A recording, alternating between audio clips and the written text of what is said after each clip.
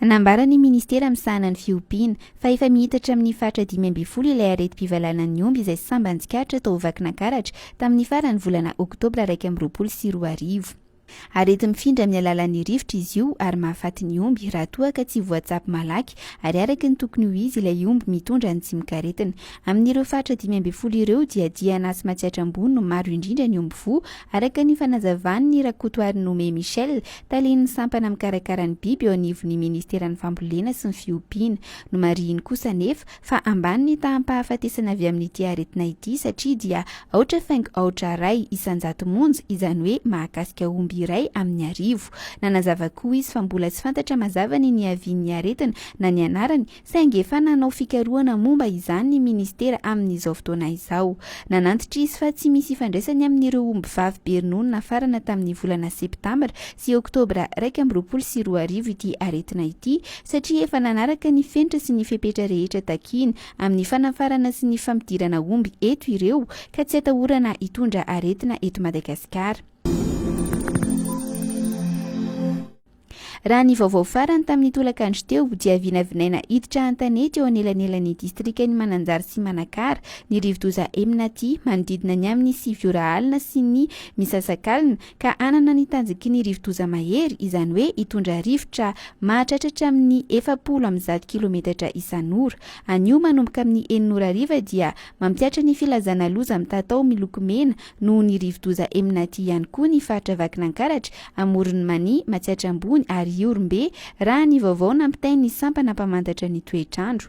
Mbola anatin'ny filazana miloko mena hatrany ny fatra Vadivavy, Fidovinany, Atsimo Atsinanana, Mangoro sy ny distrikany Brickaville, Vatomandry, Mahanoro, Antanambao, Manampotsy ary Marilambo. Filazana loza manambana no miatra ho an'ny fatra Atsimo Andrefana, Androy, Anosy sy ny distrikany Manjakandriana, Andramasina, Antananarivo Avaradrano, Antananarivo Atsimondrano, Antananarivo Renivohitra, Ambohidratrimo ary Arivony Mamo. Mampiatra ny filazana fanerana miloko mainty kosa ny fatra Bongolava, Menabe sy ny distrikany Anjozorybe, Ankazobe, Soavinandriana ary Miarinarivo. Foana ny filazana loza ho an'ireo faritra Analanjorofo sy Alaotra ary ny distrikany Toamasina voalohany sy Toamasina faharoa. Tamin'ny 3 ora tolakandro teo dia tany amin'ny 410 kilometatra atsinanana somary avaratra atsinanan'ny Malanjary no nisy ny foibe ny rivodoza Eminaty. Mikisaka Mianatsimo, Mianandrefana ny diany ary arahina tafiotra 510 kilometatra isan'ora.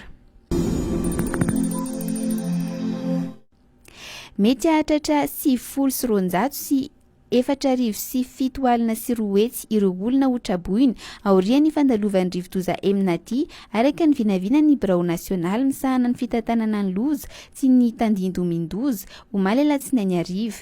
Any amin'ny fatra Fidovinany no hisy traboina maro indrindra amin'izany ka mety hahatratra 700 sy 7,4 alina.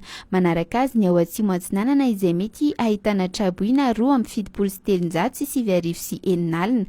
Eo amin'ny olona miisa 7,7 sy 2,4 alina kosa no tombona na hotraboina any Atsimo Andrefana. Ankoatra ireo fatra 3 ireo dia fatra hafa toa ny Amoron'ny Mania, Androy, Anosy, Atsinanana, Iorombe, Matsiatra Ambony, Vakinakaratra ary Vadivavy no vinavinaina izy traboina vokatry ny fandalovan'ny Eminaty. Ny famaritana ny lalana mety andalovan'ny rivodoza no nahafahana na minavina ireo isa ireo araka ny taditra hatrany.